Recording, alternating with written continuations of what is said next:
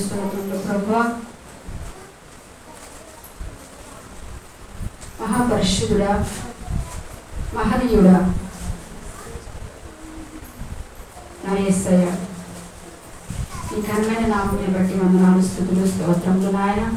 ఉదయకాల సమయం నుండి తండ్రి ఇంతవరకు మమ్మల్ని నీ కృపలో భద్రపరిచి ఉన్నావు. నీకు వందనాలు, స్తోత్రాలు నాయన. ఇదిగో నాయన, ఈ యొక్క 2024 సంవత్సరంలో 4వ నెలలో ప్రభు ఆఖరి వర్షిప్లో ప్రభావ మేము ఉన్నాము తండ్రి.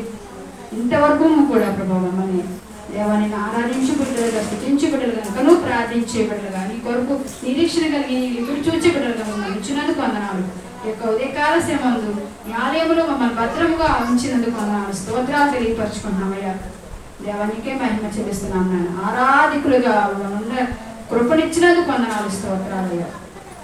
ఈ సమయం ముందు నాయన స్థుతుల ద్వారా, పాట ద్వారా మహిమ పొందిన వాడు కీర్తన జానం ద్వారా కొద్ది మాటలు మాతో మాట్లాడి బలపరచమని, ఆరాధన అంతటి ద్వారా నీవే మహిమ పొందమని, ఇంకా తండ్రి నాయన చివరి వరకు కూడా ప్రభు ఆరాధనలో మీరే ఉండి నడిపించమని మహిమ పొందమని, రావాల్సిన వారిని కూడా త్వరపెట్టండి నాయన, సహాయం చేయండి. యేసు పరిశుద్ధ ప్రార్థించేమని ఎంతో అడుగుతున్నాము తండ్రి.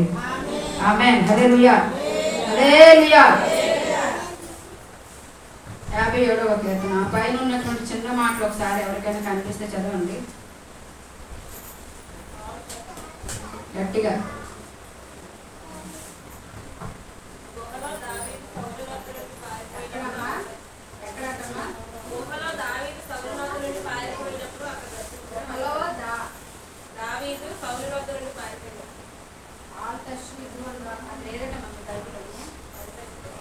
హల్లెలూయా. ఆంధ్రశేఖన్ రాగం మీద పడదన్నది, గుహలో దావీదు సౌలు నొద్ద నుండి పారిపోయినప్పుడు అతడు రచించినది. హల్లెలూయా.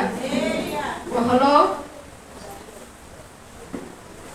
సౌలు యొద్ద నుండి పారిపోయి ఎక్కడున్నాడటమ్మా?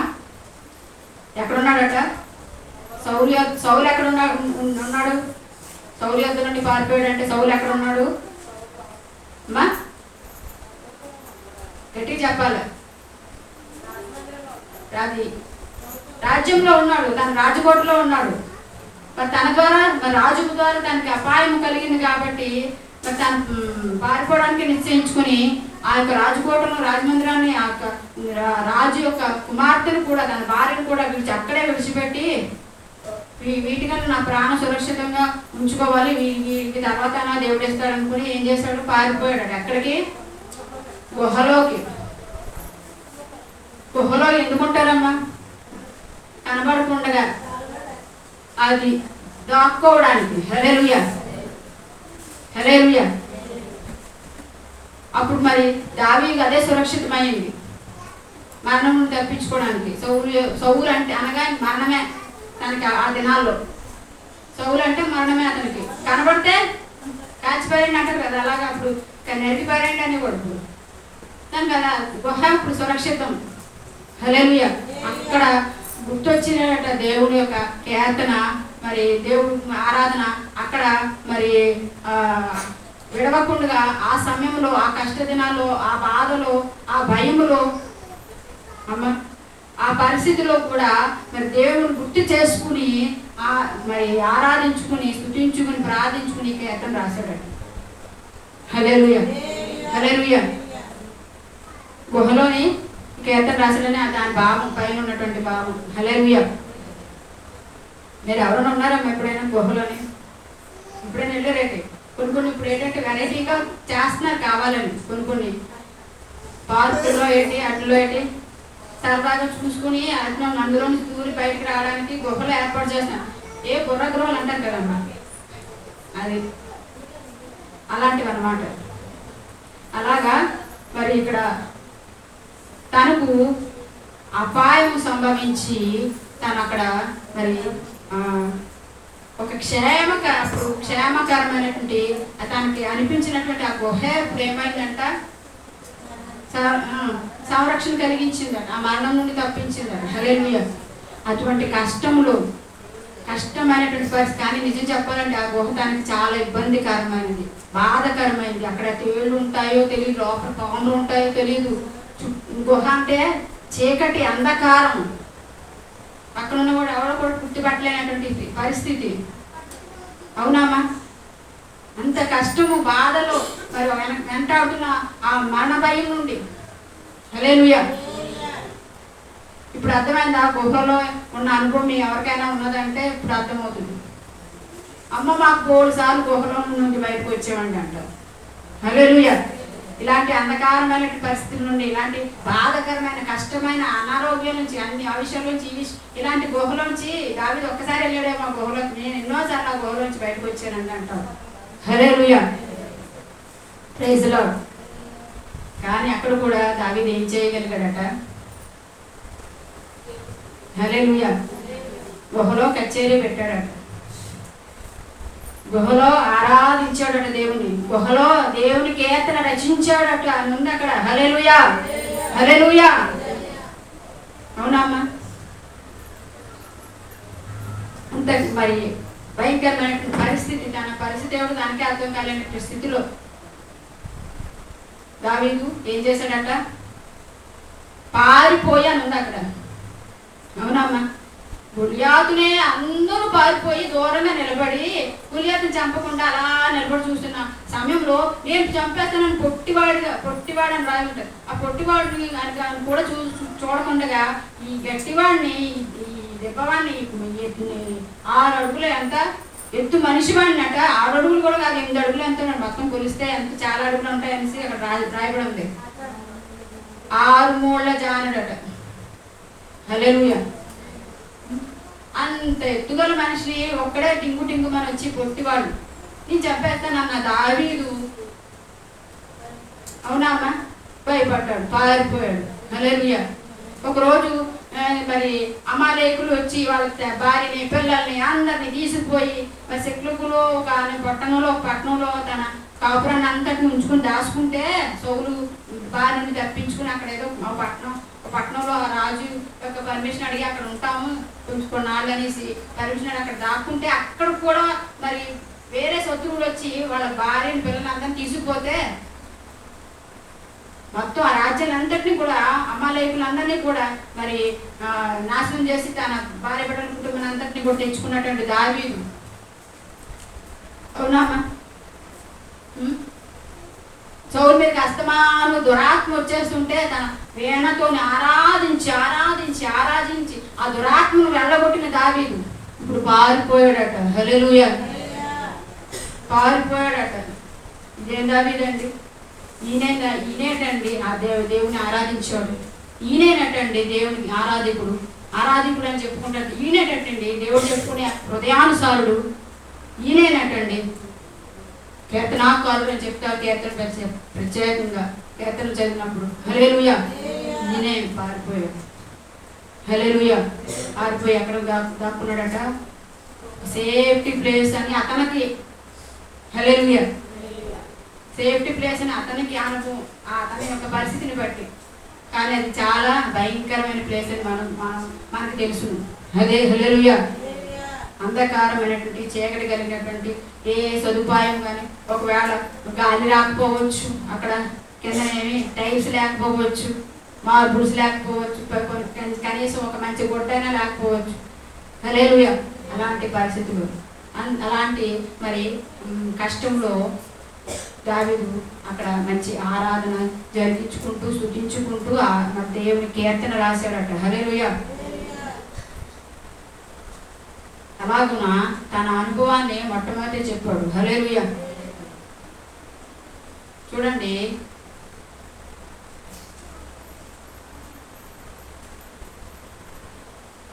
హల్లెలూయా. ఆశీర్వాదంగా మంచిగా వెళ్ళిపోయినప్పుడు మన జీవితం అంట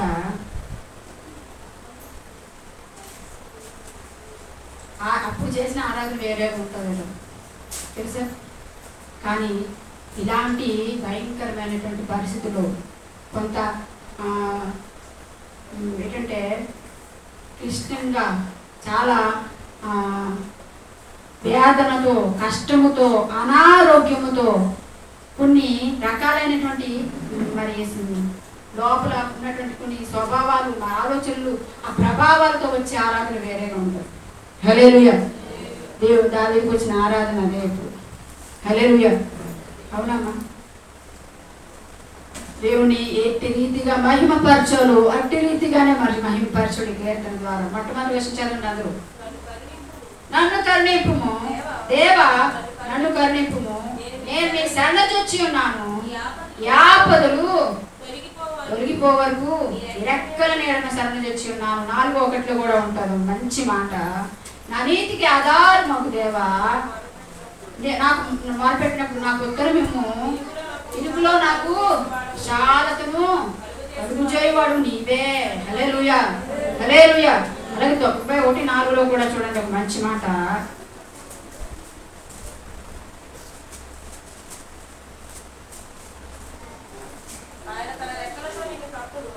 ఆమేన్. హల్లెలూయా. ఆయన రెక్కల కింద నిన్ను కప్పును. ఆయన రెక్కల కింద నీకు ఆశ్చర్యము. ఆయన రెక్కల క్రింద రావడానికి, ఆయన నీడలో మనం 120 ఉంటుంది. ఆ అపాయములు దాని పైన ఉంటుంది. దానిపైన ఉంటుంది ఒక మాట 120 కీర్తనలో. ఏంటది? దానిపైన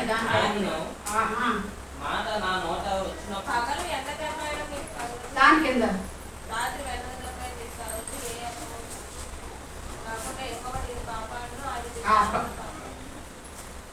దానిపైన దానిపైన. హల్లెలూయా. నీ కుడి ప్రక్కను అది నీకు నీడగా. అది హల్లెలూయా. అది ఆ మాట కావాలి. యెహోవా నీకు నీడగా. హల్లెలూయా. అటువంటి మంచి మరి సెక్యూరిటీని దేవుడు మనకి ఇస్తున్నాడని మరి చూడండి. మరి దావీదు గ్రహించాడు. ఎలాంటి పరిస్థితుల్లో మరి తను చిక్కుబడి ఉన్నాను కూడా, ఎలాంటి పరిస్థితులు తనకి తరుముతున్నాను కూడా, ఎలాంటి బంధకాల్లో ఉన్నప్పటికీ కూడా దావీదు నమ్ముతున్నాడు ఆ విషయాన్ని. నా కుడి ప్రక్కన ఆయన నీడగా ఉన్నాడు. అందుకే మరొక కీర్తనలో రాసుకున్నాడు 121 కీర్తనకు వచ్చేటప్పటికి నా పక్కనే ఉంటాడు ఆయన నీడగా అంటారు. అదే నీడ ఎప్పుడైనా విడిపోద్దమ్మా. హల్లెలూయా. నువ్వు పడుకుండిపోతే ఉండదేమో. శుభ్రం మంచమే పడుకుంటే నీడేమవుతుంది ఇంకా హ్యాపీగానే. అవునామా? మంచమే పడుకుంటే నీడేముంటుంది? ఉంటుంది మనకి. మంచమే తోడు ఉంటుంది. హల్లెలూయా.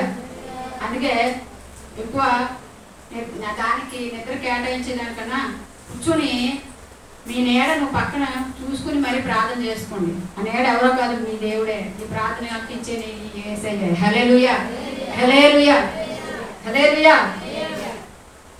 దావీదుకు నమ్మకం. అటువంటి నమ్మకాన్ని బట్టి దేవునికే మొరపెడుతున్నాడు. నన్ను కరుణింపుము దేవా, నన్ను కరుణింపుము. నీ శరణు వచ్చి ఉన్నాను. యాపదు తొలగిపోరు నీ రెక్కల నేను. తర్వాత అంటాడు మంచి మాట. మహోన్నతుడైన దేవునికి నా కార్యము సఫలము చేయ దేవునికి నేను మొరపెడుచున్నాను. 113:4 చూద్దాం.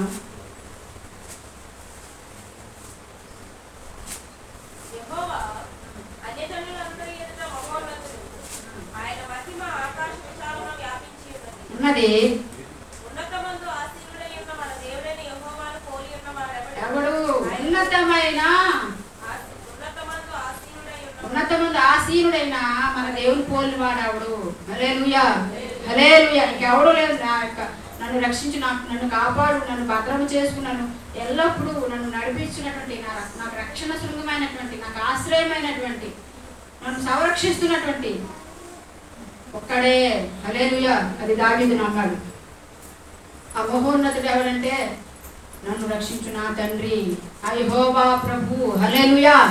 దావీదు అంతగా నమ్మాడు. కాబట్టి ఒక విధంగా చెప్పాలంటే ఇది ఒక ప్రార్థన కూడా, ప్రార్థన వినపం కూడా. కరుణించండి ప్రభువా, కరుణించండి ప్రభువా, కాపాడండి నాయన. అవునమ్మా అని మరి మొరపెడుతూ కూడా దేవునికి మరి మొట్టమొదటిగా తను ప్రార్థన చేస్తున్నాడు. అప్పటి నుంచి 4 వచనాలు కూడా చదివితే చూడండి, 3-4 కూడా చదవండి.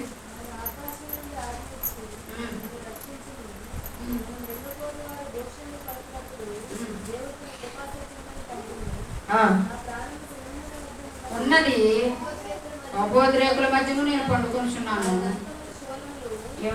తన బాధ అంతటిని కూడా చదివేమ్మా,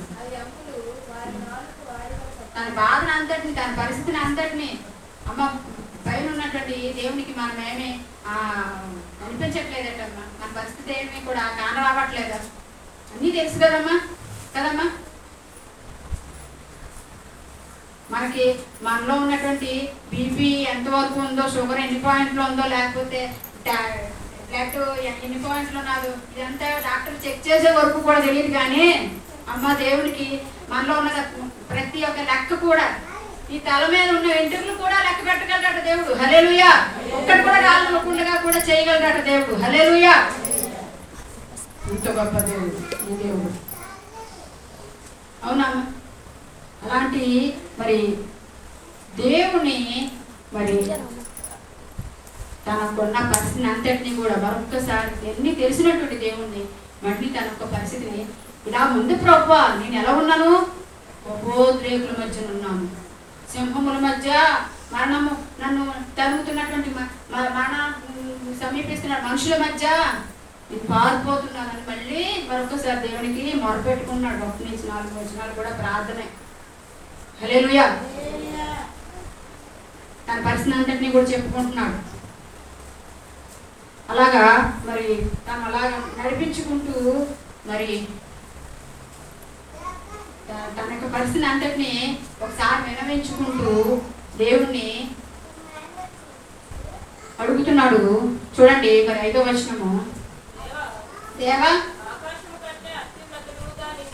ఆమేన్ హల్లెలూయా. ఇంకా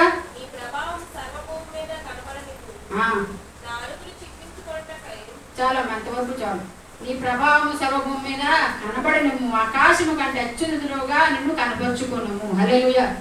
ఏమన్నాడంటే ఇదిగో నా పరిస్థితి అంతే, నీకో నా పరిస్థితి చూస్తున్నావు కదా ప్రభు, ఇదంతా తీసి పక్కనెట్టి తొలగించి వాళ్ళందరినీ కూడా అక్కడే ఆగిపోలేక చేసి వాళ్ళ గురించి ప్రార్థన చేయలేదు. తన పరిస్థితిని మాత్రం చెప్పుకున్నాడు. హల్లెలూయా. అవునమ్మా. తన పరిస్థితిని మాత్రం చెప్పుకున్నాడు. అయినప్పటికీ ఆ పరిస్థితిలో ఎవరు ఉన్నతముగా కనిపించాలని కోరుకుంటున్నాడు దేవుడు. హల్లెలూయా హల్లెలూయా. కనపరచండి నీ యొక్క ఉన్నతమైనటువంటి మహిమను, ప్రభావాన్ని, నీ యొక్క సర్వ సృష్టికర్తమైనటువంటి నీ యొక్క సంరక్షణలో భద్రపరచబడినటువంటి నన్ను కూడా కనబడినవ్వండి ప్రభు. హల్లెలూయా. మమ్మల్ని కూడా నిన్ను నన్ను కూడా పుట్టినే. ఇప్పుడు మన ఒక మాట నేను చెప్పలేదు కానీ ప్రేడిపాల్ గారు అంటారు, దిక్కుమాలి చావెందుకు చావడం నువ్వు నేను, రోగాలతోని మంచం మీద పడి కొన్ని రోజులుండి లేకపోతే యాక్సిడెంట్లో ఒక లారీ గుద్దేసి రోడ్డు మీద నాకు ఆ చావొద్దు అన్నాడు. ఒకసారి యాక్సిడెంట్ అయినప్పుడే తను ప్రార్థన చేస్తున్నాడు. ఆ రోడ్డు మీద పడిపోయి క్షత్రం అయిపోయి ఎముకలు అయినాయి. ఒకసారి ఆయన కూడా జానశ్రీ గారి లాగే యాక్సిడెంట్ అయిందట. ఎందుకంటే ఇద్దరు కూడా డ్రైవర్లే, 14 సంవత్సరాలు చేశారట. అలాగే ఎక్కడ మీటింగ్ ఉంటే అక్కడ వెళ్ళిపోమని వారట ఏసన్ గారు. మొత్తం ఆ ఇన్స్ట్రుమెంట్ మొత్తం అంతా వాళ్ళకే అబ్జెక్టివారు, మైక్ సెట్ అంతానే అబ్జెక్ట్ వాళ్ళే వెళ్ళిపోయి అక్కడ మీటింగ్ ముందు వెళ్ళిపో ఇలాగ సేవకి ఇలాగా అప్పగించుకుని ఇంటి దగ్గర అందరినీ చక్కపరుచుకుని ఇలాగ వచ్చారట. ఏసన్ గారు బండి రెడీగా ఉంది, ఇలా అక్కడ మీటింగ్ ఉంది చూసుకో అన్నారట. వచ్చిన రోజు వచ్చిన వెంటనే అలాగా వెళ్తూ అలా కొన్ని సంవత్సరాలు అయిన తర్వాత ఒకసారి యాక్సిడెంట్ అయితే ఆ నడి రోడ్లోనే ప్రార్థన చేస్తుంది, నేను ఇలా నడి రోడ్లో చావకూడదు, ఇలాంటి దిక్కుమాలి చావు నాకు వద్దు, అలా ఎప్పుడు కోరుకోకండి ఎవరు అంటున్నాడు. రోగంతో చచ్చిపోవడం, ఒక మంచం మీద పడి ఆడు రోగంతో వద్దు ప్రభా, ఒక్క వరం అడుగుతాను నేను. అక్కడే అనుకున్నాడట ఆయన. నేను స్తుతిస్తూ ప్రార్థిస్తూ అంత ఆరాధిస్తూ నీ సన్నిధిలో నేను చచ్చిపోవాలి. హల్లెలూయా. ఆరాధిస్తూ చచ్చిపోవాలి, ప్రార్థించుకుంటూ చచ్చిపోవాలి, నిన్ను స్తుతించుకుంటూ చచ్చిపోవాలి. హల్లెలూయా. ఇలా దిక్కుమార్చి మార్చావు మాత్రం నాకు బద్దనాయన. హల్లెలూయా. ఎంత గొప్ప ఆశ ఉండాలమ్మా. దేవుని గురించి ఆశలు పెడతాం. దేవుని సన్నిధి కోసము, దేవుని కొరకు ఆశపడము కదమ్మా. దీవించండి, ఆశీర్వదించండి, బలపరచండి అంటే ఒక ఆయన అంటాడు. మరి అది ఎంతవరకు నిజమైన ప్రార్థన మరి మీరే గ్రహించండి. కానీ ప్రభువా నేను ఈరోజు నీకు భాగం ఇస్తున్నాను. అది ఎంత అంటే 5,000 ఇస్తున్నాను. ఆ దశమ భాగాన్ని నాకు నీకు నచ్చినట్టుగా 2 చేస్తావో, 3 చేస్తావో, 4 చేస్తావు, ఆ దశమ భాగాన్ని దీవించండి అన్నాడు. హల్లెలూయా. మీరు చెప్పండి, మీకే తెలిసిపోద్ది. 5,000 ఇచ్చాడంటే ఎంత వస్తుందమ్మా డానీ? అతనికి ఎంత వస్తుంది శాలరీ? 5,000 ఇస్తున్నాడంటే మరి ఇంకా దాన్ని 2, 3, 4 చేస్తే ఎంత వస్తుంది అతనికి శాలరీ? అప్పుడు ఎన్ని కొనుక్కోవచ్చు? 2-3 ఫ్రిడ్జ్లు కొనుక్కోవచ్చు, కావాలంటే సోఫా సెట్లు కొనుక్కోవచ్చు, అమ్మ కూలర్లు కాదు ఏసీలు పెట్టేసుకోవచ్చు, గొప్ప సామాన్లన్నీ కూడా పెట్టేసుకోవచ్చు. హల్లెలూయా కదమ్మా. అలాగా అడిగాడట అతను.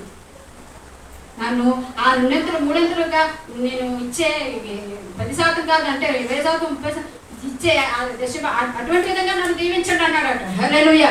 శాలరీ దీవించండి, నాకు సరిపోవట్లేదు అనలేదు. ఇదిగో కాలు పని చేయట్లేదు, కాలు బాగు చేయండి, లేకపోతే చెయ్యి పని చేయట్లేదు, చెయ్యి బాగు చేయండి కాదు. హల్లెలూయా. ఆ రోజు మరి ఫ్రైడే వాళ్ళ గారి యొక్క సాక్ష్యం మీరు ఆలకించారో చెప్పాను. చెప్పిన తర్వాత మంచి విషయాలు కదా, తొందరగా ఫాస్ట్గా హల్లెలూయా. అప్పుడెప్పుడో యాత్రిక ప్రయాణం గురించి చెప్పాను కూడా, అది కూడా వల్లకి వెళ్ళనట్టుంది. హల్లెలూయా. రెండోదిగా చూడండి, మరి 5-8 వచనాలు మనం ఇప్పుడు చదువుకున్నాం కదా. మరి ఆయన్ని మొట్టమొదటి మన ఉదయకాల సమయం అనమాట స్తుతులతో ప్రారంభించి స్తుతులతోనే మనం ముగించాలట. హల్లెలూయా. మన దినాన్ని ఎలాగ ఎండింగ్ చేసుకోవాలట, ఎలా ప్రారంభించుకోవాలట. హల్లెలూయా. అప్పుడు దినమంతా ఎలా ఉంటుందట? ఎలా ఉంటుందటమ్మా? పగలు ఎండ దెబ్బ అయినను 121 కీర్తనలు చదువుకోవచ్చు. ఇంకా అలాగా రాత్రి వెన్నెల దెబ్బ అయినను వెన్నెల దెబ్బ ఉంటుందట. మరి దెబ్బ తగులుతుందా? ఇశ్రాయేలు ప్రజలకు ఎందుకు ఇచ్చాడు మరి అమ్మా? హల్లెలూయా. వెన్నెలలో దెబ్బలు ఉంటాయా అంటున్నాను. వడదెబ్బ అంటే తెలుసు మనకు, పగలు ఎండ దెబ్బ అంటే వడదెబ్బ అని తెలుసు, వెన్నెల దెబ్బ ఏంటి అంటున్నాను. హల్లెలూయా. వేరే దెబ్బలేమో అవి ఇప్పుడు తరా చెప్తారు. హల్లెలూయా. స్త్రీల కొడుకులు. హల్లెలూయా. అలాంటివి ఏమీ తగలకుండా, అవునమ్మా, వేరే ఆలోచనలకు, వేరే స్థితిగతులకు వెళ్ళిపోకుండా. హల్లెలూయా. దేవుని కాపుదల రాత్రి కూడా తన ప్రజలతో కూడా ఉంచుతాడని ఆ కీర్తన గొప్ప ముఖ్య మరి ఆ ఆలోచనతో దావిచేత రాయించాడు ఆ కీర్తన. హల్లెలూయా. చూడండి, మరి 5-8 చదివారా వచనాలు?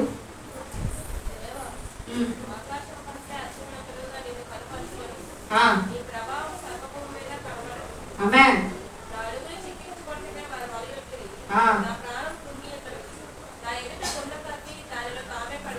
ఆమేన్. ఏం చేశారట అమ్మా? తమ యొక్క దావీదును చంపుదాం అనుకుని ఏం చేస్తున్నారట? వాళ్ళే పడిపోయి తర్వాత చివరికి ఏమైందో మనకు తెలుసు కదా. ఇతన్ని ఏంటంటే చంపుదామని వేటాడుతున్నాం, పరిగెడుతూ ఆఖరికి వీళ్ళ అంటారు ఇంకొకరు వస్తున్నారు, చేసుకోలేకపోయారు. హల్లెలూయా. ఈ దావీదు వెంటబడ్డారు దావీదుని చంపుదామని, కానీ వీళ్ళ వెనకాతలు ఇంకొకటి సైన్యం వస్తుందని గమనించలేకపోయాడు సౌలు సైన్యం అంతా కూడా. హల్లెలూయా. ఎప్పుడైనా సరే మన దేవుని మరి నామంలో ప్రార్థించిన వారికి, దేవుని స్తుతించినటువంటి బిడ్డలకి, దేవుని సన్నిధిని ఆలయంలో మరి ఆ యొక్క మహిమను ప్రభావాన్ని అనుభవించిన బిడ్డలకి ఎప్పుడైనా మోసం చేద్దామని కానీ, ఏదైనా ఒక చెడు ఆలోచన కానీ వచ్చిందంటే ఇదే జరుగుతుంది. నాకు తెలుసు, ఈ మధ్యలో 2 రోజుల క్రితమే హల్లెలూయా ఎంతో మరి ఆదరించి మరి కాపాడి దేవుల్లో నడిపించినటువంటి ఒక గొప్ప మరి దేవుడు నమ్మినటువంటి ఒక మంచి విశ్వాస ఎవడ కుటుంబాన్ని నడిపించి మరి అతలాకుతలం అయిపోతుంటే కుటుంబం అంతా కూడా బాధలో ఉంటే ఎంతో దేవుళ్ళు నిలబెట్టి బలపరిచిన చేస్తే చివరికి దేవుళ్ళకి వచ్చి మరి ఎంత బలపడ్డాడేమో తెలియదు, కానీ వచ్చిన తర్వాత ఆ బలపరిచిన ఆ వ్యక్తిని, ఆ విశ్వాసాన్ని మరి ఏంటంటే మోసం చేయడానికి వెనకాడలేదు. ఏడుస్తుంది ఆవిడ, ఇంత మోసం చేస్తాడు. అమ్మ మీకు ఎప్పుడు వాళ్ళ దగ్గరికి సహవాసానికి వెళ్ళదు, దుష్టుల ఆలోచన చెప్తున్నాడు, కానీ దేవుడు మొట్టమొదటి కీర్తనలో మొట్టమొదటి ఎందుకు చెప్పాడు? దేవుని స్తుతించండి అని చెప్పలే, అక్కడ దుష్టుల ఆలోచన చెప్పున్నాను అడగద్దు అన్నాడు. అందుకే హల్లెలూయా. ఇంకా సహవాసం మాట్లాడడం కూడా దూరంగా ఉంచు, అలాంటి మనుషులు దూరంగా ఉంచు. నీకు ఆలోచన లేకుండా ఎంతో మంచి హృదయంతో మంచి దేవుని ప్రేమతో నువ్వు చేసినటువంటి దాన్ని కూడా మర్చిపోయి ఎంతో మరి అన్నిటికన్నా అధ్వానమైనటువంటి మనసు తెచ్చుకొని చేసిన పనికి ఏం చేయాలటమ్మా? దూరంగా ఉండడం మంచిది, వాళ్ళని దూరంగా ఉంచడమే మంచిది. తర్వాత తెలిసింది వాళ్ళు చేసిన పనికట 80,000 పైన ఖర్చు అయింది. అది వాళ్ళు తెలుసుకోలేకపోయారు, కాదు తెలుసుకుంటారు, దేవుడు తెలియపరుస్తాడు. తర్వాత 80,000 పైన ఖర్చు అయింది. మేము ఇంత మరి వీళ్ళని ఎంత నష్టపరిచాము, బాధపరిచాము, అందువల్ల మాకు ఇలాగా జరిగిన తర్వాత తెలుసుకుంటారు. హల్లెలూయా. మనకు తెలిసింది కదా మరి సంగతి. హల్లెలూయా. ఎప్పుడు కూడా మరి అటువంటి దేవుని స్తుతించే బిడ్డలను కానీ మహిమపరిచి దేవుని ఆలయంలో మహిమపరిచే బిడ్డలు మోసం చేయడానికి కానీ మరి ఏదో తోలనాడినటువంటి విధంగా అవమానకరంగా మాట్లాడడానికి కానీ మనం తొందరపడకూడదు, భయపడాలి. హల్లెలూయా. హల్లెలూయా. మనమే నష్టపోతాం, దానివల్ల మనకే నష్టం. హల్లెలూయా. చూడండి మరి మూడవదిగా మరి ఆఖరిగా చూడండి, ఆయన సన్నిధిని మరి ప్రార్థనతో ఆరంభించి స్తుతులతో మరి ప్రతిరోజును కూడా ముగించి ఇంకా ఏంటంటే ఆయన సన్నిధిని ఏంటంటే చూడండి, చదవండి 8 కింద నుంచి చివరికి. హల్లెలూయా. ఇక్కడ ఉంటుందమ్మా సరైనటువంటి అయిపోయింది కీర్తన. చెప్పండి.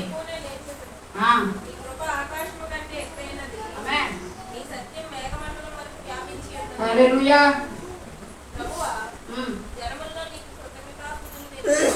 చెల్లించదను, ప్రజలలో నేను కీర్తించదను. దేవా, ఆకాశము కంటే అత్యున్నతుడవుగా కనపరుచుకును ఈ ప్రభావమును. ఆమేన్. హల్లెలూయా. హల్లెలూయా. నిన్ను బాగు చేసేసి నిన్ను మొత్తం మార్చేసి అప్పుడు దేవుడు కనబడాలని చోటు దేవుడు. హల్లెలూయా. నీ మొత్తం అప్పులని తీర్చేసి అప్పుడు దేవుడు నేను గొప్ప దేవుడిని చూపించుకోవాలనేసి దేవుడు ఆ రీతిగా ఆలోచించద్దు. హల్లెలూయా. హల్లెలూయా. దేవుడు మాట్లాడతాడు. అమ్మా మరి నాకైతే ఒక విషయం నాకు అర్థమైంది మాట. నీకు మొత్తం అంతా నీ పరిస్థితి అంతా మార్చేసి మొత్తం నీ పరిస్థితి అంతటినీ కూడా ఏంటంటే ఒక మంచి ఏంటంటే బలవంతులు ఉన్నారు కదమ్మా కొంతమంది ప్రజలు, అలాగ చేసేసి నీకు ఎదురు లేనటువంటి మనిషిగా నేను ఉంచేసి మరి నాకు కూడా ఉపయోగకరమైన విధంగా చేసేసి నేను ఇక్కడ మహిమకరంగా నిన్ను ఇక్కడ జరిగించేసి ఇక్కడ నిలబెట్టడం, కొన్ని దినాలు ఇక్కడ నిలబెట్టడం కోరుకుంటావా? లేదా లేకపోతే నా సన్నిధిలో నాతో కూడా కుడిపార్శ్వమున నా సింహాసనం మీద ఆ ప్రేమ విందులో ఉండడానికి కోరుకుంటావా అని దేవుడు అడిగితే ఏం చెప్తారమ్మా? హల్లెలూయా. ఆమేన్. హల్లెలూయా. అది నిజమైనటువంటి ప్రేమ దేవుని మీద ఉన్నది. ఇక్కడ గొప్ప చేయబడాలి, మహిమపరచబడాలి, గొప్ప ఆయన దావీదు అంటున్నాడు ఇక్కడ, ప్రభువా నువ్వు కనపరుచుకో, నిన్ను నీవు మహోన్నతుడివిగా. హల్లెలూయా. నేను మహిమకరంగా ఇక్కడ నిలబడాలి, నీ పరిచయం చేసేసి ఇక్కడ గొప్ప అయిపోవాలని కాదు. హల్లెలూయా. నిలబడిపోయి అందరినీ మార్చేయాలని కాదు. దావీదు అదే కోరుకున్నాడు. మన మనస్సును చూసాడంటే అలాగని నేను బాగు చేయని అంటోలేదు, నేను స్వస్థపరచను అంటోలేదు, అవునమ్మా నేను ఇలాగే చూస్తాను అంటోలేదు, అలాగే ఉండిపోయి నశించిపోయి మరణించిన తర్వాత నేను అప్పుడు తీసుకెళ్తాను అంటోలేదు. మన మనస్సును చూస్తున్నాడు, ఎలాగుంది నీ మనసు. హల్లెలూయా. ఉదయకాల సమయంలో నీ హృదయాన్ని పరిశోధించే దేవుడు నీ అంతరంగాన్ని. హల్లెలూయా. నీ అంతరంగంతో మరొకసారి మాట్లాడుతున్న దేవుడు. హల్లెలూయా. ఏది కోరుకుంటున్నావు? ఉదయం స్తుతులతో ప్రార్థన, స్తుతులతో మొదలుపెట్టి స్తుతులతోనే ప్రార్థన, స్తుతులతోనే ముగించుకోవాలి ప్రభువా నా జీవితాన్ని. హల్లెలూయా. అవునా? అక్కడ ఎవరిని మేలుకోమంటున్నాడమ్మా? స్వరమండలమ్మా, సితారా. హల్లెలూయా. నువ్వు నేనే అది. మేలుకోండి. ఇంకా కూడా నిద్రావస్థలో ఉన్నామా? మందులో మరి తాగినటువంటి ఆ అన్నా ప్రవక్త అన్నాతోని అన్నాడు కదా, ఏమి మత్తులై ఏంటమ్మా అక్కడ ఉంటుంది ఒక మాట, తాగి మద్యం తాగి మత్తులై ఉన్నావా అని అంటాడు కదా. ఇంకా అలాగే ఉన్నామా? అదే ప్రార్థన. ఆవులించి ప్రార్థన చేస్తారమ్మ తల్లి. ప్రార్థనలలో ఆవులెత్తలు రానివ్వకండి. స్తుతులు చేసినప్పుడు కొంతమందికి ఆవులెత్తలు వస్తూ ఉంటాయి, మరి తెలుసా సంగతి. స్తుతించినప్పుడు ఆరాధించినప్పుడు లెగ్గానే ఆరాధించి చేతుల పైకి వెంటనే ఆవులెత్తలు వచ్చేస్తాయి. హల్లెలూయా. కొందరు అనుకుంటారు ఇదేదో మరి పాపము ఉండడం వల్ల లేకపోతే తప్పుగా జీవించడం వల్ల ఇలాగ మధ్యలో ఆలోచనలు వచ్చేస్తున్నాయి, వచ్చేస్తున్నాయి అనుకుంటారు. నిజం కాదు. లోపల మన స్థుతి వెళ్ళగానే దేవునికి ఇష్టం లేని అంతా బయటికి. హల్లెలూయా. ఏదైనా ఉన్నదంటే, ఇష్టం లేనిది ఏదైనా ఉన్నదంటే అది ఆ యొక్క గాలి ద్వారా పంపించేస్తాడు దేవుడు. ఆ స్థుతుల ద్వారా, ఆ మహిమతో, ఆ ప్రభావంతో, హల్లెలూయా, ఆ ఆత్మ సన్నిధితో లోపల ఏంటి ఉన్నప్పుడు ఇంకా హల్లెలూయా. చెడు అన్నది దేవునికి ఇష్టముండదు, దేవుని ఆత్మకి ఇష్టముండదు. హల్లెలూయా. ఏదైనా ఉంటే కనుక దాన్ని బయట పంపించేస్తాడు గాలి ద్వారా. హల్లెలూయా. అది మనం అర్థం చేసుకోవాలి. అంతేగాని ఇంకా ఏంటంటే మరి ఆ మత్తులైపోయి మాంద్యం కాక అని ఒక ఎపిసి బతుకులు కూడా ఒక మాట ఉంటుంది కదా, అలా కాకుండా మనం శుతించేవారుగా కాకుండా, అటువంటి విధంగా ఆ దేవుని సన్నిధిలో ఆరాధించేవారుగా కాకుండా, దేవుని సన్నిధిని ఉజ్జీవముతో, అవునమ్మా, ఉజ్జీవంతో మరి బలమైనటువంటి ఆరాధన చేసే బిడ్డలుగా మనం మేలు పొందాం. ఇందుకు కొండల మీద ఉన్నటువంటి దేవుడు లేకపోతాం అంత అవస్థ లేదులేండి. హల్లెలూయా. దేవుడు లేకపోతే అంత అవస్థ మనకి దేవుడు ఇవ్వలేదు. ఆయన కొనుక్కుడు నిద్రపోడట, ఆయన కొనుక్కుడు మనల్ని నిద్రపోనివ్వడు. హల్లెలూయా. దానికి అర్థం ఏంటంటే ఆయన కొనుక్కుడు మనం నిద్రపోనివ్వడు. తెలుసా? మనం లేపక్కర్లేదు మన దేవుణ్ణి. ఎవరు లేపుతున్నాడు ఇక్కడ? దావీదు. హల్లెలూయా.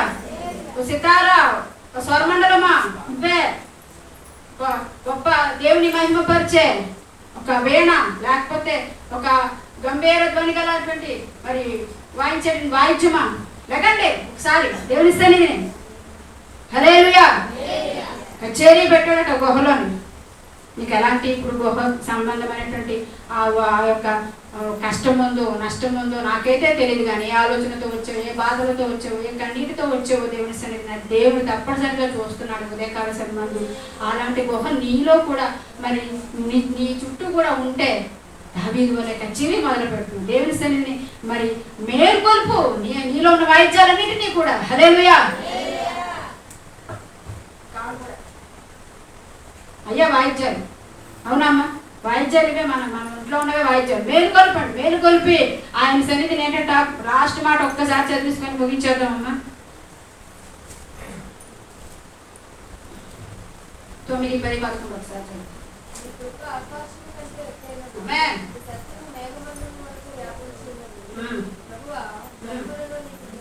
హల్లెలూయా. హల్లెలూయా. ఆమేన్. హల్లెలూయా. చెప్పండి నువ్వు చదవమ్మా. అయిపోయిందా? హల్లెలూయా.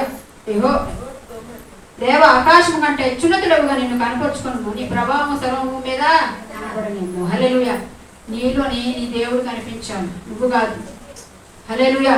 నువ్వు చేసిన ప్రతి పనిలో కూడా, నీ మాటలో కూడా, నీ స్థుతిలో కూడా, నీ ఆరాధనలో కూడా, నీ ప్రార్థనలో కూడా నీ దేవుడు కనిపించే రీతిగా కనబడు ప్రభువా నా ప్రార్థనలో. హల్లెలూయా. నీ ప్రభావం కనబడనేమో యేసయ్యా నా ప్రార్థనలో, నీ మహిమ కనబడనేమో నా ఆరాధనలో. హల్లెలూయా.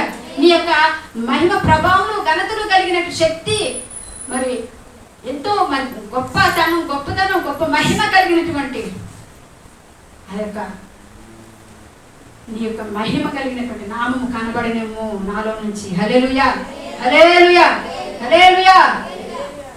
అటువంటి విధంగా దేవుని యొక్క మనసును ఎరిగి మనం కోరినట్లయితే, హల్లెలూయా, దేవుని సన్నిధిని అటువంటి రీతిలో మనం దావీదు మరి చేసినటువంటి ప్రార్థన వల్ల మనము కూడా దేవుని సన్నిధిని మరి కోరినట్లయితే మనము కూడా దావీదు చేసిన గొప్పలో చేసిన కచేరీ కన్నా గొప్ప అద్భుతమైన ఆరాధన మనము నువ్వు నేను కూడా చేయగలము. హల్లెలూయా, హల్లెలూయా.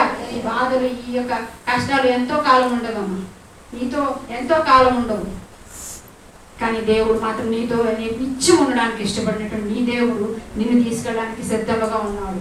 మనం అటువంటి మరి ఆరాధనలో ఆ దేవదూతలు చేస్తున్నటువంటి ఆరాధనలో మనము కూడా ఎక్కడ పాల్గొని హల్లెలూయా అక్కడ దేవదూతలు మన దేవునితో అక్కడ ఆరాధిస్తున్నారు. మనము కూడా ఇక్కడ హల్లెలూయా అదే రీతిలో ఆరాధించగలిగినట్లయితే ఈ పరిస్థితిని వాటి కోసం కాదు, అవి కనబడాలని మనం చూపించడం కాదు, మన రోగాలు కనబడాలని చూపించకండి, మనకు అప్పులు కనబడాలని చూపించకండి, చేతులు ఎత్తకండి. హల్లెలూయా.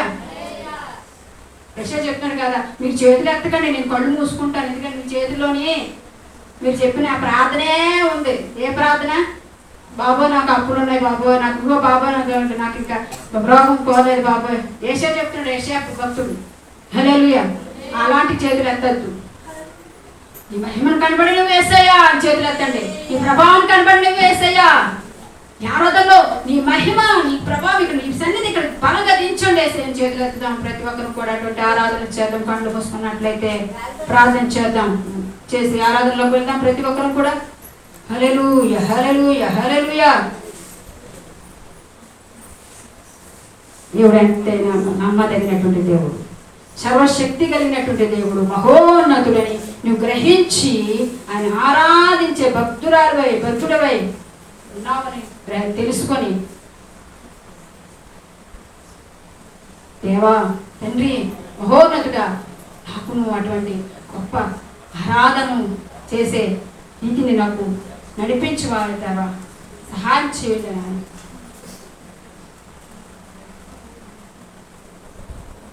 మంచి ఆరోగ్యం ఇచ్చేయండి, మంచి బలము శక్తిని ఇచ్చేయండి, మంచి